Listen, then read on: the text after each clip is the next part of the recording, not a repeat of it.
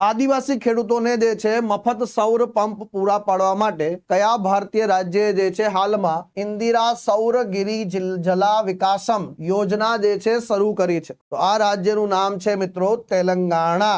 અને જો બધાના પાટનગર આપણને ખ્યાલ હોવા જોઈએ ભાઈ, હૈદરાબાદ આનું પાટનગર જે છે એ અમરાવતી, આનું પાટનગર જે છે એ સાહેબ ભુવનેશ્વર, આનું પાટનગર જે છે છત્તીસગઢનું શું છે ભાઈ રાયપુર અથવા અટલ નગર તરીકે પણ આને આપણે ઓળખી શકીએ છીએ સાહેબ। તો આ બધા પાટનગર પણ આપણે જોડે જોડે ધ્યાન રાખી લઈશું સાહેબ। તો તેલંગાણાના મુખ્યમંત્રી કોણ છે? અનુમુલા રેવંત રેડ્ડી છે।